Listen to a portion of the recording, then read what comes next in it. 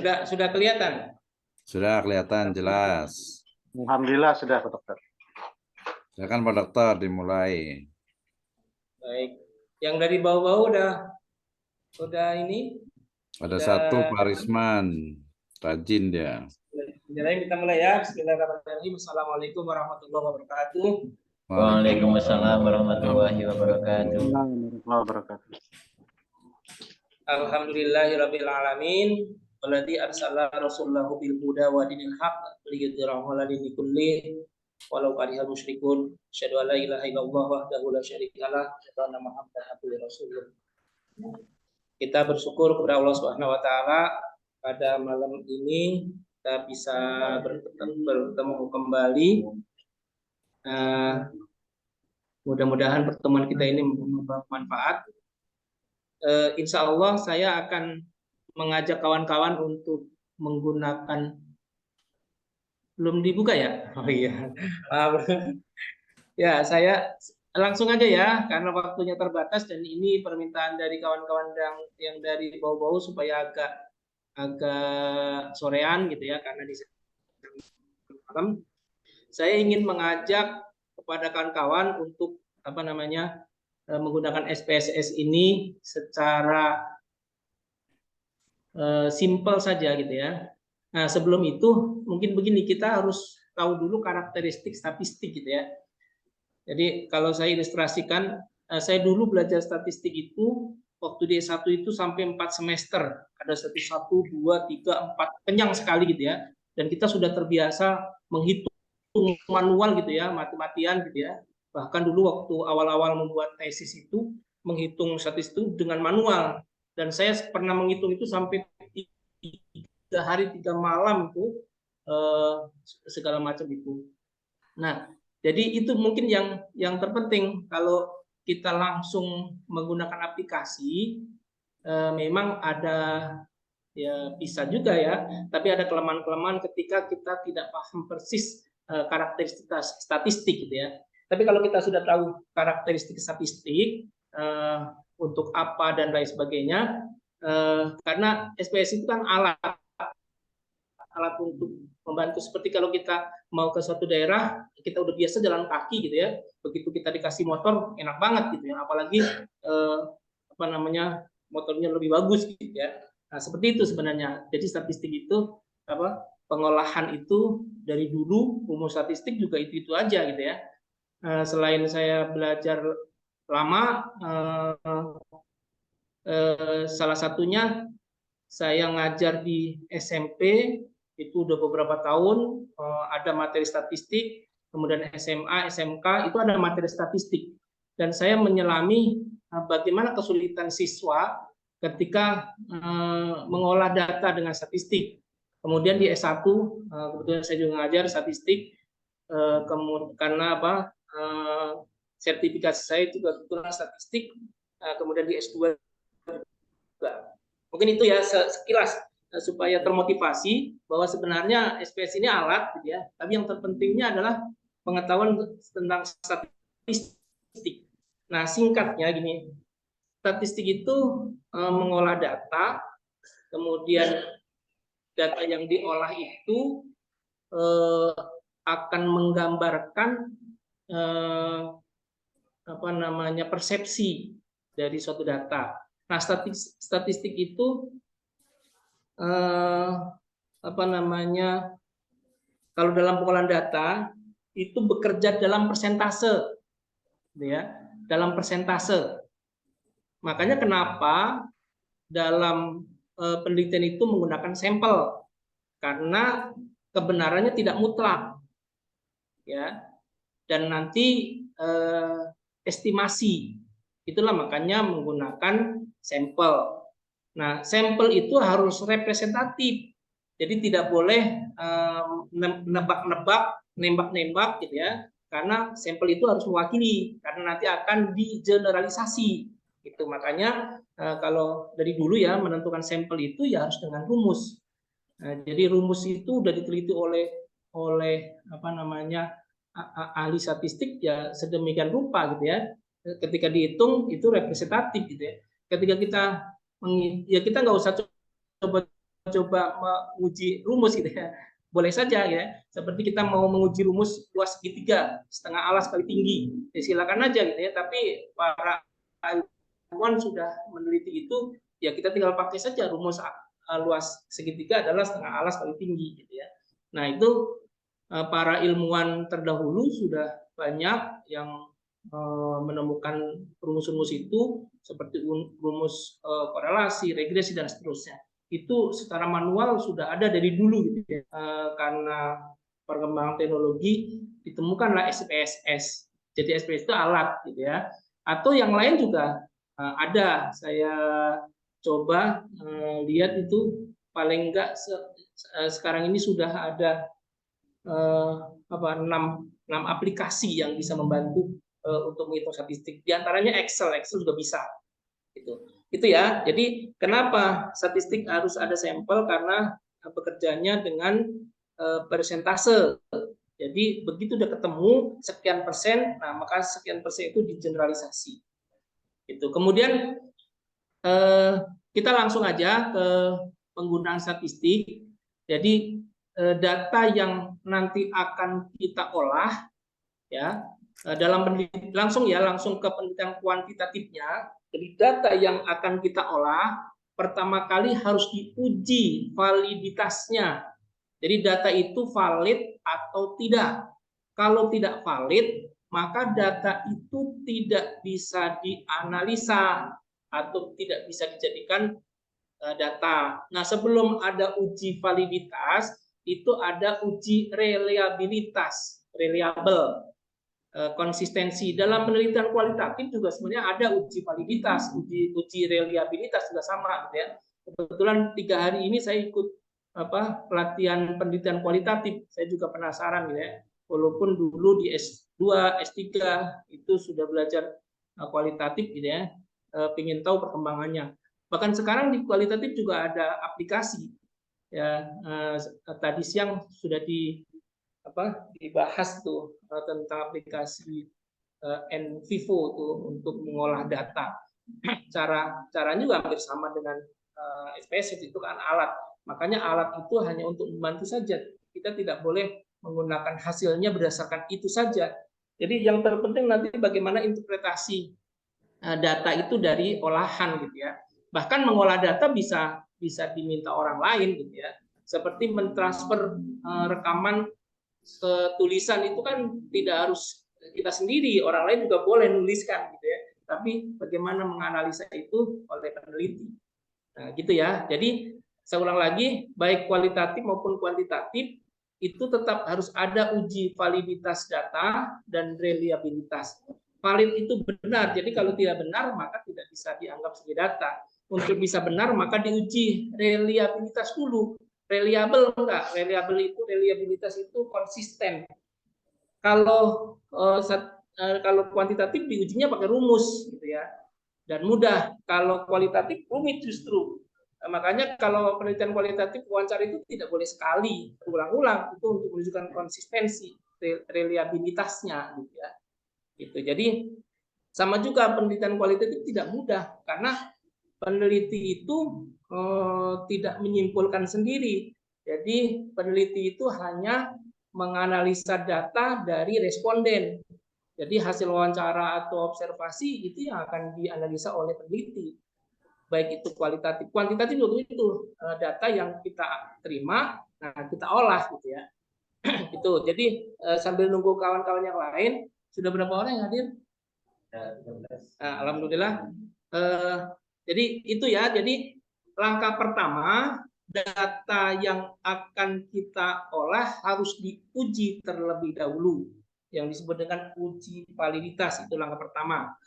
Nah, uji validitas itu kalau pakai rumus manual rumit sekali, sangat rumit gitu ya. Itu susah, seharian belum tentu selesai menguji dari 100 data gitu ya. Itu memang sangat rumit. Tapi dengan aplikasi mudah. Oleh karena itu, setelah ditemukan aplikasi ini, sebenarnya tidak ada alasan mahasiswa mengeluh nggak bisa melakukan uji, nggak bisa mengolah gitu ya. Kalau dulu, kalau nggak ahli statistik, kalau nggak bisa tes statistik, nggak bisa ngitung, memang susah gitu ya. Jadi ini bedanya gitu ya. Tetapi tetap aja harus memahami. Nah, kalau sudah hadir semua, kita mulai aja ya. Bagaimana menggunakan aplikasi. Jadi pengantar saya dulu, pengantar pertama dulu tentang bahwa data yang akan kita analisa nanti harus kita uji. Jadi langkah pertama kita adalah uji validitas. Data-data kuantitatif itu hasil dari angket yang disebar ke responden, itu jumlahnya banyak, pertanyaannya atau pernyataannya banyak, respondennya juga banyak. Nah, kemudian diisi oleh responden. Ingat bahwa membuat angket itu pakai proses yang panjang, ya. Di antaranya angket itu harus valid dulu, validitas logis. Jadi kalau ini nanti adalah validitas statistik. Jadi sebelum diuji validitas statistik itu harus valid secara logis. Valid secara logis itu artinya instrumen itu harus sesuai dengan kisi-kisi yang dibuat oleh peneliti berdasarkan teori. Jadi angket atau kuesioner itu tidak muncul tiba-tiba, dia keluar, dia ada berdasarkan kisi-kisi yang sudah dibuat oleh peneliti dari indikator-indikatornya berdasarkan teori. Jadi urutannya begini, sambil nunggu yang lain banyak ya. Ada masalah sudah digambarkan di latar belakang, tentukan variabelnya. Nah, variabelnya kemudian dibahas dalam teori, pengertian variabel itu sendiri, kemudian didefinisikan oleh peneliti. Dari definisi teori yang dibahas tadi dijadikan definisi operasional, kemudian diturunkan menjadi dimensi, indikator. Nah, kemudian dibuat kisi-kisi. Nah, akan dibuatlah instrumen atau angket, gitu kan. Nah, angket yang disebar itu akan menghasilkan angka, gitu. Jadi seperti begini, misalnya sikap itu biasanya setuju tidak setuju, kemudian aktivitas itu biasanya selalu sering, kemudian kalau ada juga yang baik tidak baik dan pernah tidak pernah dan seterusnya gitu. Jadi tergantung persoalannya ditanyakan gitu ya. Nah itu misalnya kita pakai kriteria persepsi setuju tidak setuju. Jadi yang sangat setuju berarti nilainya 5, kemudian sangat tidak setuju nilainya 1. Nah ini ada beberapa persepsi yang berbeda ini kaitan dengan skala gitu ya. Nah, biasanya yang digunakan itu skala Likert. Jadi Likert itu awalnya membuat persepsi itu positif, negatif, netral. Jadi ada 3 ya, positif, negatif, netral. Makanya dibuat kalau negatif kan min 1, kemudian netral itu 0, kemudian positif itu 1. Jadi min 1, 0, 1 gitu kan. Nah, kemudian karena susah ditarik jadi 1, 2, 3 gitu ya. Supaya jadi angka. Gitu. Jadi ada 3. Kemudian setuju, ragu-ragu, atau netral dan tidak setuju. Kayaknya ada setujunya setuju banget deh, atau setujunya agak, makanya kemudian dibikin. Setujunya sangat setuju, tidak setuju juga sangat tidak setuju, maka kemudian jadi 5. Jadi sangat setuju, setuju, ragu-ragu, kurang setuju, tidak setuju, atau sangat tidak setuju. Jadi teorinya itu ada 3 pusatnya, negatif, netral, positif gitu ya. Cuman ada juga yang menggunakan 4 gitu ya. Ada yang 2, nah itu bukan skala Likert, itu harus dipahami. Nanti dalam rumus statistik beda lagi ketika menguji dengan skala Likert, dengan skala Boltzmann, dengan skala yang lain itu ada caranya masing-masing gitu ya. Nah, yang akan kita uji ini, kita menggunakan skala Likert dulu, yang paling mudah. Nanti kita bisa coba yang lain. Jadi saya mencoba untuk menggunakan ini yang paling praktis saja dulu. Jadi ibaratnya kita mau pergi ke suatu daerah, saya sudah kasih tiket gitu ya, kamu pergi ke sono menggunakan ini, kamu naik ini, bayarnya segini, nah sampai gitu ya. Tapi nanti begitu mobilnya mogok bisa nggak sampai gitu ya. Nah itu belajar lagi nanti kalau mobilnya mogok gitu ya. Gitu ya. Nah jadi saya coba seperti itu. Ketika saya ngajar di S1 juga sama seperti itu, dan rata-rata mahasiswa langsung bisa. Itu ya. Sudah berapa yang hadir? Sudah banyak? 16, alhamdulillah. Karena kalau teori begini kan nanti bisa berulang-ulang ya. Tapi kalau praktek, kalau bisa kita bisa bareng bersama-sama gitu ya. Jadi masih saya tambahkan lagi pengantarnya. Jadi statis itu sangat luas, dan itu rumusnya itu dari sudut pandang bermacam-macam. Seperti luas segitiga itu ada yang rumus tengah kali alas kali tinggi, ada yang pakai jari-jari gitu ya. Nah itu mungkin kalau kawan-kawan yang sering belajar matematika sudah biasa gitu ya, ketika menjumlah atau mengalihkan atau membuat rumus bermacam-macam dari berbagai segi, itu boleh saja gitu. Jadi nggak usah kalau ada perbedaan menghitung, ada perbedaan rumus, karena memang rumus statistik di SPS itu sangat luas banget gitu ya. Dan kita ketika menggunakan nggak perlu tahu semuanya gitu ya, kita langsung ke inti pokoknya saja. Makanya nanti akan saya arahkan mana-mana saja yang akan kita gunakan di tingkat awal, kemudian nanti bagaimana pengembangan berikutnya. Gitu ya, kawan-kawan ya. Sebelum kita menghitung ke SPS, ada yang mau usul atau ada yang mau bertanya, silakan. Saya beri waktu dulu. Paham ya? Lanjut ya. Insyaallah, Pak Dokter. Ya, lanjut ya. Oke, jadi sekarang kita mau menghitung ke SPSC ini. Kita mulai dari kita mendapatkan data. Data ini adalah hasil dari angket, ya, angket yang disebar ke responden. Nah, kemudian nanti akan saya buka dulu. Kalau begitu saya buka data Excel dulu ya, baru nanti kita ke SPSS gitu ya.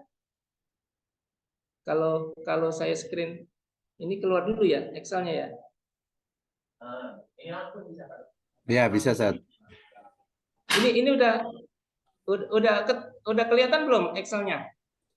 Belum, ini masih yang ini yang SPSS. Share-nya ganti ya. Ya. Oke, nah gini, ini yang pakai Excel dulu ya, biar tergambar dulu. Kelihatan ya? Kelihatan. Ya. Jelas. Jadi ini sebenarnya kalau saya uji nanti sudah valid semua, karena ini data penelitian saya sebenarnya. Untuk mendapatkan angka ini tidak mudah kan, berkali-kali sebenarnya ya. Jadi ini ada 20 pertanyaan nih yang atas nih ya. Kelihatan ya kursornya ya. Ada 20 pertanyaan nih. Kemudian respondennya ke bawah nih.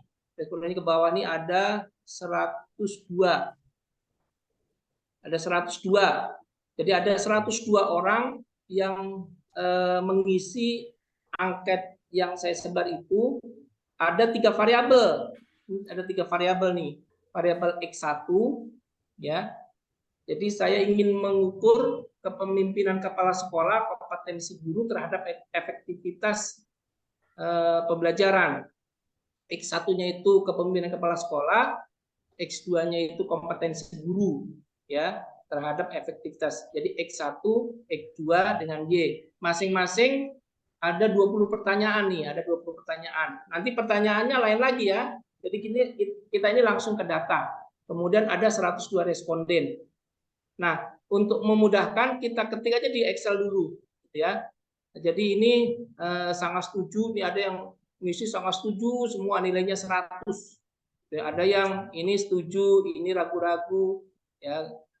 Kalau 2 itu berarti tidak setuju, kalau 1 itu sangat tidak setuju. Jadi bermacam-macam nih jawaban dari responden. Jadi seperti ini ya. Ini data. Nah, sekarang saya mau langsung ke SPSS. Jadi saya kembali ke mana SPSS-nya.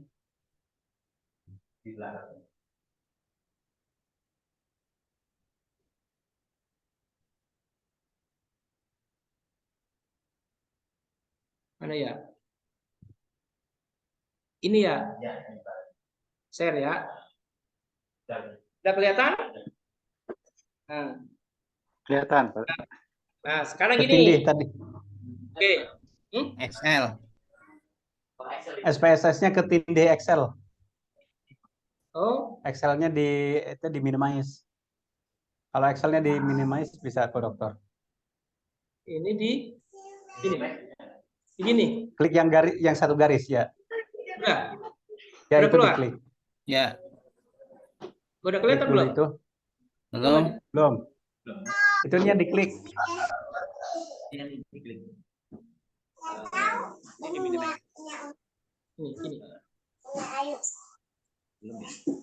Gimana, Den? Gimana, Den? Ini?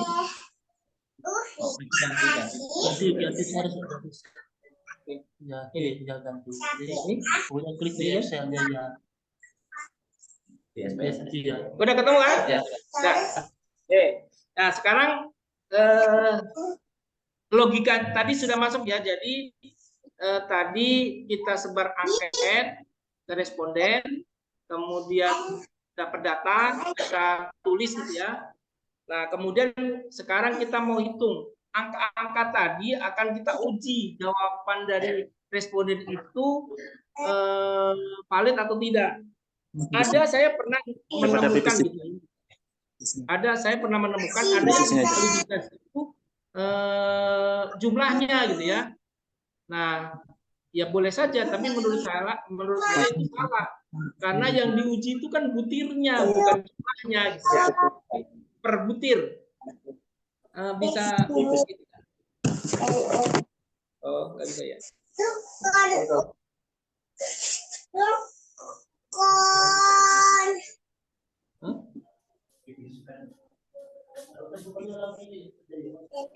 Ya, kan fokus ke sini. Gimana gitu? Layarnya dibagi 2 aja. Kalau layarnya dibagi 2, satu Excel, satu SPSS bisa biasanya. Jadi nanti tinggal kelihatan dua-duanya.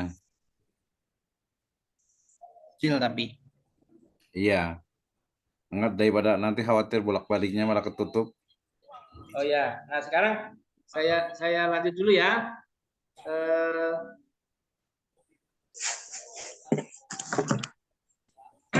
Begitu SPSS diinstal, versi berapapun ya, versi 16 juga boleh, versinya itu tergantung memori laptopnya ya. Jadi kalau laptopnya yang model lama, jangan memaksakan untuk versi baru, itu nggak bisa, nggak support. Bahkan kadang-kadang kalaupun support nanti kerjanya lambat gitu ya. Gitu. Jadi makanya pilih versi berapa, itu kemampuan laptopnya saja. Kalau laptopnya yang sudah bagus ya ada yang terbaru itu lebih bagus. Jadi kalau sudah diinstal akan keluar seperti ini. Nah, ini udah saya tulis nih. Jadi nanti muncul seperti ini. Ini di bawahnya ada 2 kolom ya, ada data view sama variable view. Ya. Nah, nanti diketik di variable view dulu. Gitu ya. Nah, ini tulis nama. Yang terpenting sebenarnya nama ini nih. B1, B2, B3 ini maksudnya butir 1, butir 2 sampai butir 20. Gitu ya. Nanti kalau variabel ya variabel X, Y dan X1, X2 dan Y gitu ya. Nah, jadi karena ini kita mau uji validitas butir pertanyaan gitu ya, maka kita tulis B1, B2, tulis aja biasa B1, B2, B3 dan seterusnya sampai B20. Kalau ini kan panjangnya, jadi ini nggak diisi nggak apa-apa. Yang penting kasih nama dulu. Nah, begitu sudah kasih nama, keluar seperti ini di data view-nya. Ini keluar seperti ini ya. Nah, kemudian kita bisa ngetik langsung di SPSS nih. B1-nya misalnya butir 1 orang pertama tadi jawab 5 gitu ya. Kemudian nomor 2-nya juga jawab 5, nomor 3-nya juga 5, nomor 4-nya 5, nomor 6-nya 5, 65, 75, 85, 95. Kan 5 semua tuh tadi yang nomor 1 ya. Tuh, berarti dia sangat setuju semua tuh.